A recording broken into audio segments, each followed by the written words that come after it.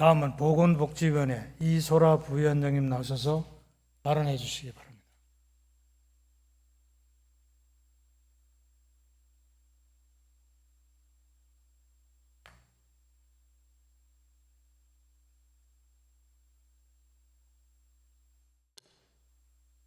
존경하는 김현기 의장님과 선배 동료 의원 여러분, 그리고 오세훈 시장님과 조희연 교육감님을 비롯한 관계공무원 여러분, 반갑습니다. 보건복지위원회에서 활동 중인 더불어민주당 비례대표 이소라 의원입니다.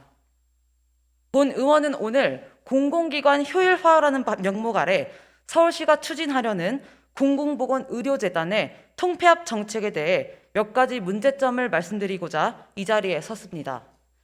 스페인 독감부터 메르스, 사스, 코로나19에 이르기까지 우리 시민사회는 연이은 공중보건 대위기를 겪었고 현재는 아직 회복조차 되지 못한 단계입니다. 아시다시피 서울시 공공보건의료재단은 2015년 메르스 사태로 지역 공공보건 의료체계의 취약성이 드러나자 공공보건의료정책을 전문적으로 관리할 기구의 필요성에 따라 만들어졌습니다. 오세훈 서울시장님께서는 약자와 동행하는 매력도시를 시정 비전으로 서울형 공공의료를 강화하겠다고 발표하셨습니다만 모순되게도 공공의료정책의 싱크탱크인 공공보건의료재단을 실상은 구조조정하겠다는 방향을 들고 나온 겁니다.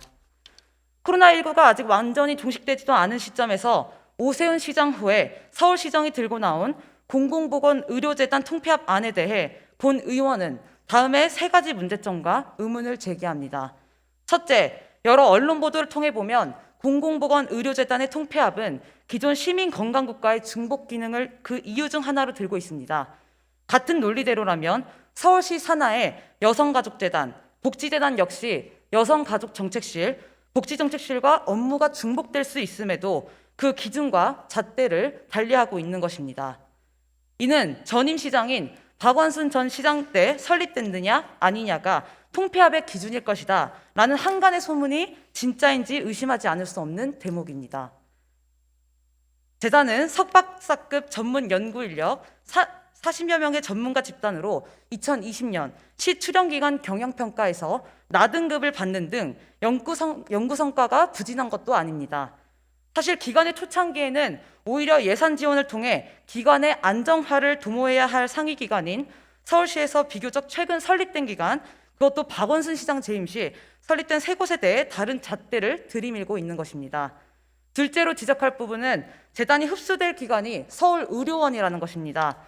재단은 당초 서울의료원에 있던 정책자문기구인 공공의료지원단의 역할이 의료원 정책의 방향을 제시하고 감독해야 하는 것임에도 역으로 예산 배정 등에 있어 의료원 원장의 지휘를 받게 되자 독립성과 자율성의 확보를 위해 재단 법인화를 했던 것이죠.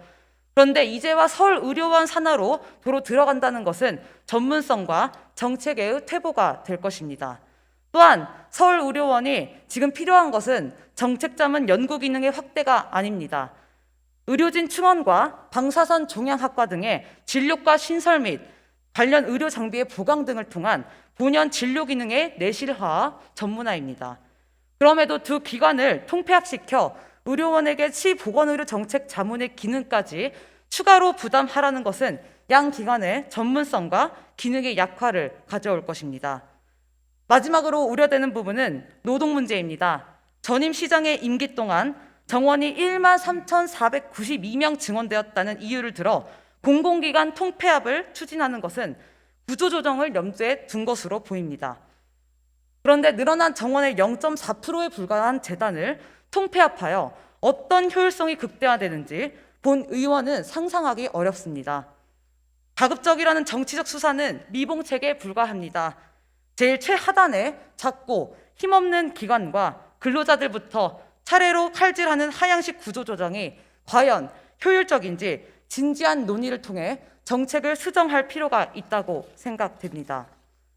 지금 이 시점에서 대시민 공공서비스의 강화와 오세훈 시장 후에 공공의료 확충을 위해 필요한 것은 공공보건의료재단에 대한 전문인력 보강과 공공병원의 의료진 확충이지 서울의료원으로의 흡수통합은 정책의 후퇴라는 말씀을 드리며 5분 발언을 마치고자 합니다. 경청해 주셔서 감사합니다.